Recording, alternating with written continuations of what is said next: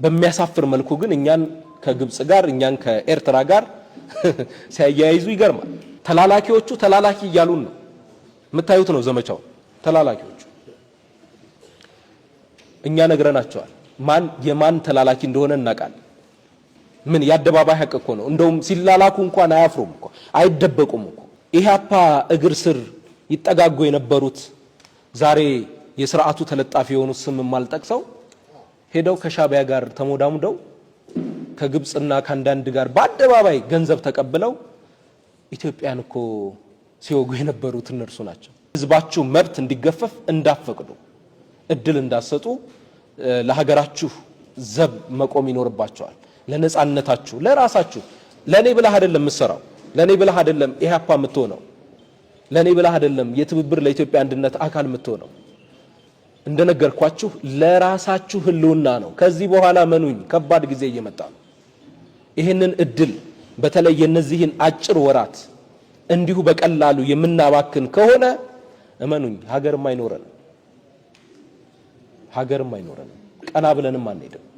በተለይ የአንድነት ኃይሉ በተለያየ ሰበብ ሊታገዱሉ ይችላል።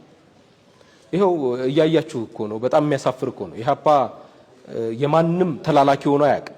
ተላላኪዎቹ ተላላኪ እያሉን ነው የምታዩት ነው ዘመቻው። ተላላኪዎቹ እኛ ነግረናቸዋል። ማን የማን ተላላኪ እንደሆነ እናውቃለን። ምን ያደባባይ ሐቅ እኮ ነው። እንደውም ሲላላኩ እንኳን አያፍሩም እኮ አይደበቁም እኮ። በሚያሳፍር መልኩ ግን እኛን ከግብጽ ጋር እኛን ከኤርትራ ጋር ሲያያይዙ ይገርማል። እንዲሁ አንድ ታሪክ ላስታውሳችሁ።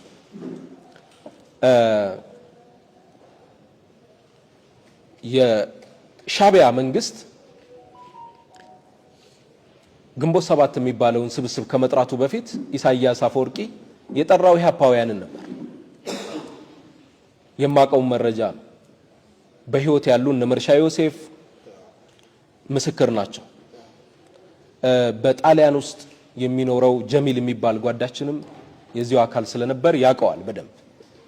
ነገር ግን የሻቢያን ባህሪ ስለሚያውቁ ኢህአፓዎች ከሻቢያ ጋራ ኢትዮጵያን ነፃ እናወጣም ከሻቢያ ጋር ሆነን እንግዲህ በወያኔ ዘመን ነው ይሄን ማውራችሁ ትጥቅ ትግል አንጀምርም ብለው ውድቅ ሲያረጉ ኢህአፓ እግር ስር ይጠጋጉ የነበሩት ዛሬ የሥርዓቱ ተለጣፊ የሆኑት ስም ማልጠቅሰው ሄደው ከሻቢያ ጋር ተሞዳሙደው ከግብጽና ከአንዳንድ ጋር በአደባባይ ገንዘብ ተቀብለው ኢትዮጵያን እኮ ሲወጉ የነበሩት እነርሱ ናቸው።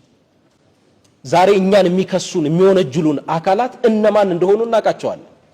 ስለዚህ ኢህአፓ ከሻቢያ ጋርም ሆነ ከሌላ አካላት ጋር ሀገርን ክዶ የሚወጋ አይደለም፣ ለማጥፋት የሚሰራ አይደለም። ንጹህ ድርጅት ነው። በሀገር ፍቅር ነው የሚታወቀው። ለዛ ነው እስካሁን ስልጣን ያልያዘው። በክህደት ውስጥ ቢሰማራማ አንዳንዶች እንዴት ስልጣን መያዝ እንዳለበት ያውቃል። የተቀበለው ከአንድም ባዕድ ከአረቦችም ይሁን ከሌሎች ጣላት የተቀበለው ብርም የለም ገንዘብም የለም፣ አይኖርም።